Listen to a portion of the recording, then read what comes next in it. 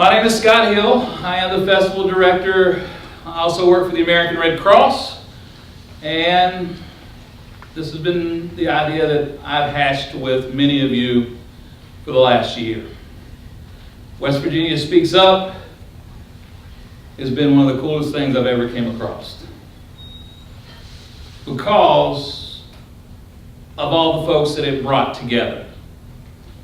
It brought students, teachers, administrators, college presidents, all into one space.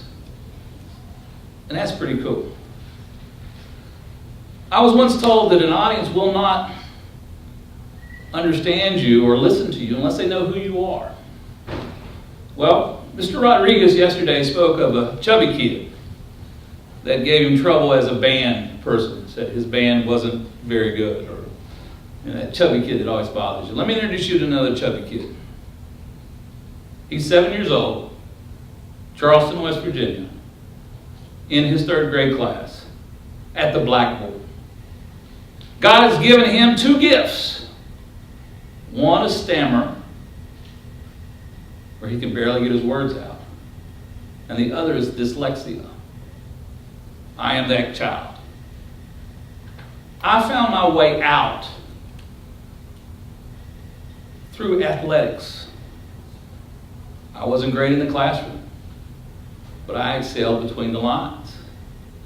Because that's when I was able to square all differences with the folks that commented on my speech. In between the lines, you're able to knock them down. You politely pick them up, then you knock them down again. Well, that's who I am, the competitive side of me.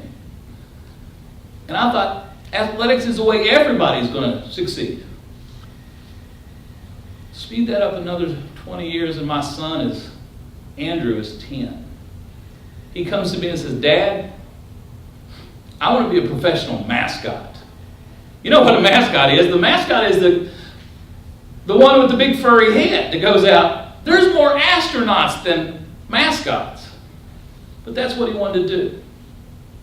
Well, it took me following him around to Friday nights where I thought he would be putting on a helmet. He was putting on a tiger's head. Then he went to college. Was it scholarship? As a mascot. My son, the mascot. Well, then he got a job with the Philadelphia Flyers as a mascot with his marketing degree from Concord University. The reason I bring all that up, I thought there was one way out. Everyone had to do it between the lines. Well, my son taught me that there's all kinds of different avenues, all kinds of different ways to success. Well, this festival is about different ways to success, the Rocket Boys Festival. And we have to help each other. When I say I made it because people helped me.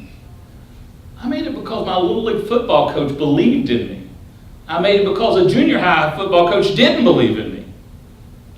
My volume can be directed right back to my high school wrestling coach. My wife says, I don't look for you in the mall, I listen for you in the mall. Apparently I'm a little loud. But it's those people who took me from not being able to get a thought out. When you stutter, you have all the thoughts, but you can't get it. They get to right here and they get stuck. Well, I had some folks help me understand what it was about and how to release that. And it's ironic that I speak for a living now for the American Red Cross. My job is to talk folks into letting us stick a 16-gauge needle into their vein for free. Well, we give you cookies. But that's what my job is. Ironic that that's the same dyslexic, stuttering kid. Back to the dyslexia. I view problems different than anyone else. Because when you have dyslexia, you go to the board and the letters are sometimes in the different places than they were the last time. When that word was being spelled on the board, it's in a different place. So you have to figure it out. You have to work things out in your head fairly quickly. Well, this festival, there's a lot of stuff going on. My dyslexia was a gift. I've been working out problems since I've been 8 years old. But that's who I am. But what I want to ask you to do, West Virginia has 1.8 million people in its borders. The lucky ones. But I only want 1% of that 1.8 million people. That's 18,000. 18,000 of you. What I want you to do is designate 1% of your time this coming year to better West Virginia. Well, you say, oh, I'm busy. I don't have too much time. You got it. It's 1%. It's 14 minutes a day.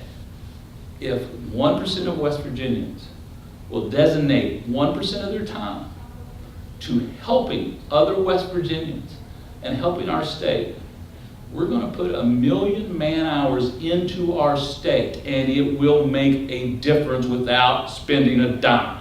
Washington does not need to help us. Charleston does not need to help us. We need to help each other. And we are great at that. We just have to focus the beam. Focus our attention on helping each other. 1% of us designating 1% of their time entire next year will help change West Virginia for the next 20 years. My name is Scott Hill. I'm the co-founder of West Virginia Speaks Up, work for the American Red Cross. The most important job I ever had was being Andrew's dad and Kathy's husband. Thank you very much.